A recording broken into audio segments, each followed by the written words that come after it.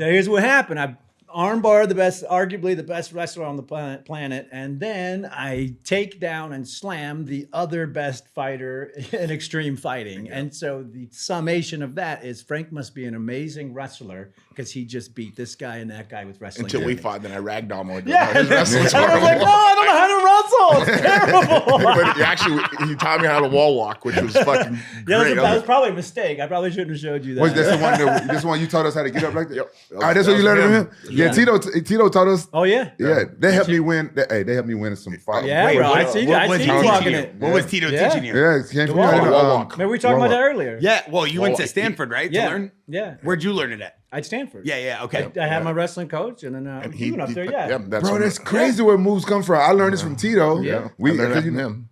That's crazy. How important was this move to you? It was very important because except for me, I had to fight in a cage. I'm in the ring, so I had to get to the turnbuckle and do it.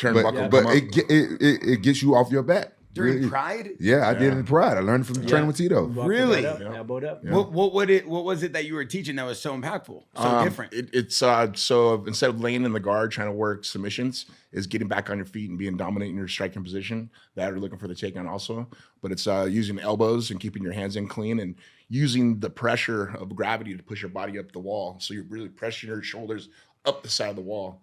Or up the side of the fence. Yeah, because you can't grab it. You can't grab it, but you can use your body to get up and stuff. So you were able to do it against the turnbuckle. I did it against the turnbuckle in the corner turnbuckles. Yeah, we got to. I couldn't do it in the rope, so when I did it, I had to go. I trained it in the cage, but because we didn't have a ring to train in, but when I got to the fight, I just did it in the corner. I got to make sure I got grab an elbow, pull it to your side, and go elbow. Because I had to fight a lot of good black belts over there in Japan. That's how Chuck Liddell. That's how you got the wall walk from. Because we would train that in Vegas. That's exactly what we would do.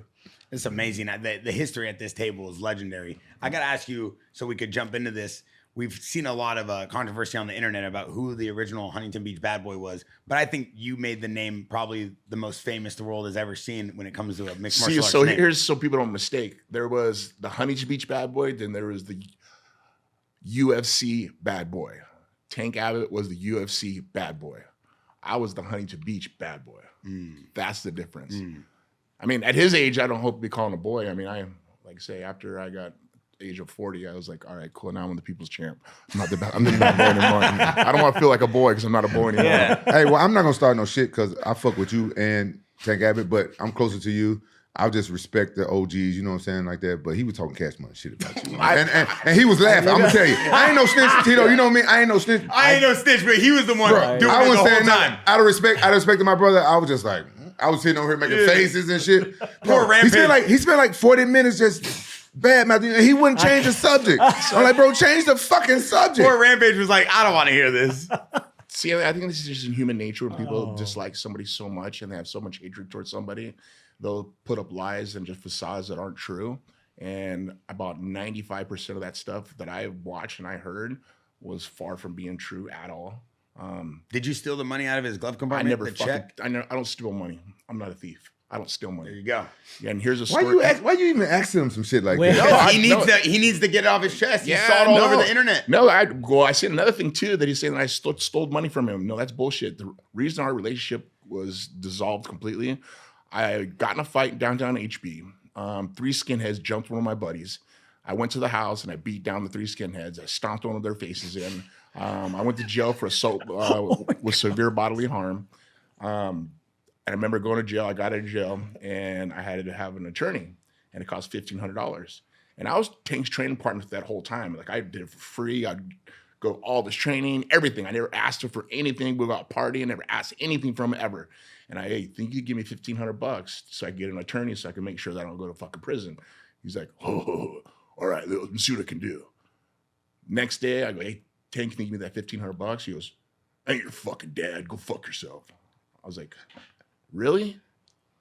Bro, I fucking help you with all your fucking camps.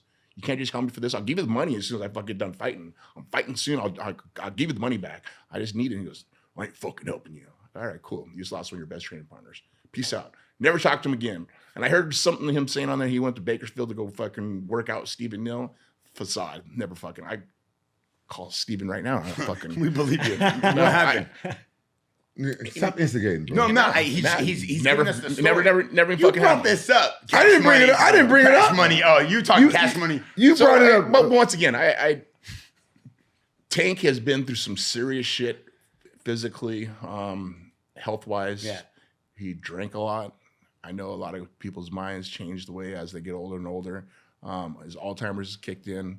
But you know what? At the end of the day, I don't have to hate on the guy. He's done great things. He gave me an opportunity to fight in UFC. UFC 13, May 30th, 1997. He got me that opportunity, and I was thankful for it. I busted my ass, and I've worked hard through my 25-year career. But for him not ever to hold a world championship title, I think he hates me because of that, because he never wanted to work hard. I remember all the times we'd be running on the track and doing all the extra work. He'd be like, oh, I'm going to go back to my house. I was like, dude, let's do the fucking work, man. Champions do work. And I'm thankful, actually, I got away from him because the mentality was gone, of that mentality of just expecting to be in a bar brawler, you're going to win the fights by doing that way. And going to train with someone like Frank, or having that mental of being a world champion, that's what set me apart from everybody else, because that was my mentality. I stopped partying because before I fought Frank, a month before I fought Frank, I smoked weed, and I should have smoked weed. And that was my problem. I should have never did that before. And I never did prior to that, but I got too confident. Then I went to go train with Frank, and he goes, no, this is our job. This is what we do. And I took it serious from that out on. I never drank. I never smoked weed. I just, 4 months training camp, that's all I did. Eat, sleep, and train, watch video. And that's the other thing he showed me. He goes, watch video, watch the guys over and over again. So it's like, if you're going to learn from somebody, you learn from the best that do it. And that's what I did.